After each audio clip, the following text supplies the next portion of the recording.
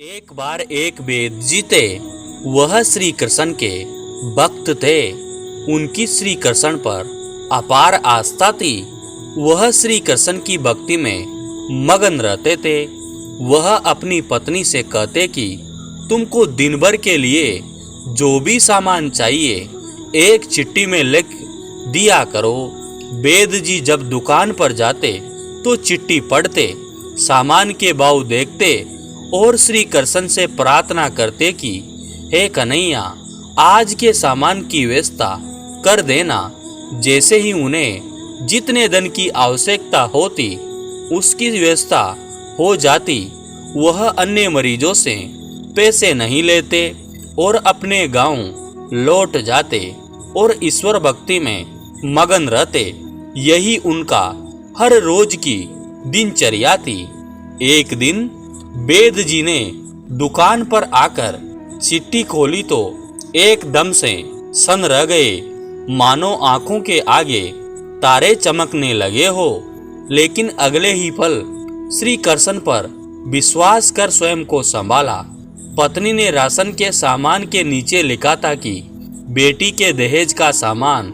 Ration के सामान के आगे उनके भाव लिख दिए, लेकिन दहेज के सामान के आगे लिख दिया यह काम कन्हैया ही जाने। वेद जी मरीजों को उनकी बीमारी पूछकर दवा दे ही रहे थे कि इतने में एक बड़ी सी कार आकर उनकी दुकान के आगे रुकी। उनमें से एक सज्जन गाड़ी में से निकला और उन्हें प्रणाम कर बेंच पर बैठ गया। बाकी के मरीज दवा लेकर चले गए तो वेद जी ने उस सज्जन को बुलाया और कहा कि आपको दवा लेनी है तो अपनी नाड़ी दिखानी पड़ेगी। वह सज्जन विनम्रता पूर्वक कहने लगे कि वेद जी, लगता है आपने मुझे पहचाना नहीं। मैं आज से 15-16 साल पहले आपकी दुकान पर आया था। मैं इंग्लैंड में रहता हूँ। इंग्लैंड जाने से पहले ही मेरी शादी हो गई थी, लेकिन हमें बहुत सालों तक औलाद का सुख प्राप्त नहीं हुआ। हमने भारत और इंग्लैंड दोनों जगह इलाज कराया, लेकिन कोई फायदा नहीं हुआ। फिर मुझे किसी ने आपके बारे में बताया। आपने मुझे सांत्वना दी, कहा कि निराश नहीं होते, क्योंकि श्री कृष्ण के खजाने में किसी चीज का अभाव नहीं है। खुशी गमी जीवन मृत्यु सभी ईश्वर के हाथों में है।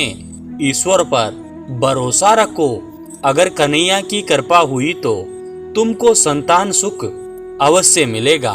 आपने मुझे दवाई की पुड़िया बनाकर दी और उसे खाने की विधि भी बता दी। आपने उन पुड़िया के लिफाफों में श्री राधा कृष्ण का नाम लिखकर मुझे दे दिया।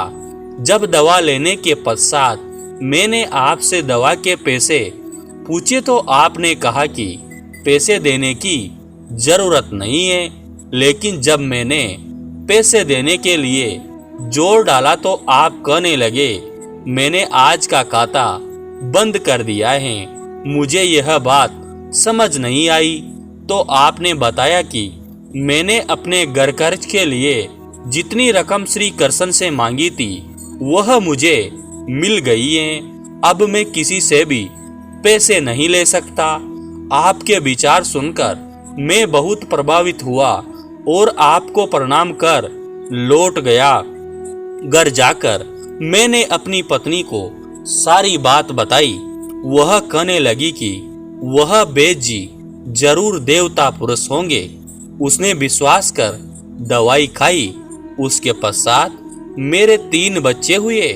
हम पति पत्नी हर समय आपको धन्यवाद देते हैं। वेद जी, मैं तो पत्नी और बच्चों के साथ इंग्लैंड में ही रहता हूँ, जहाँ वृंदावन में मेरी एक विधवा बहन रहती है।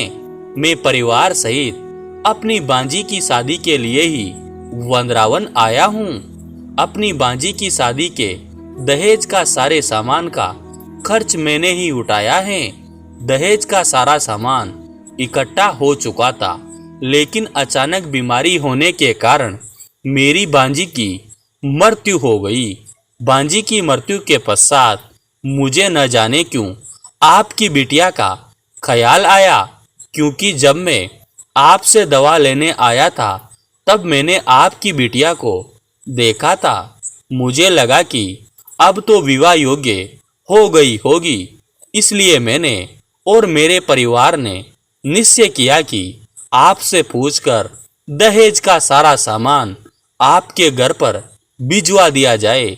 मैं शादी के बाकी के खर्चों के लिए नकदी पैसे भी देना चाहता हूँ।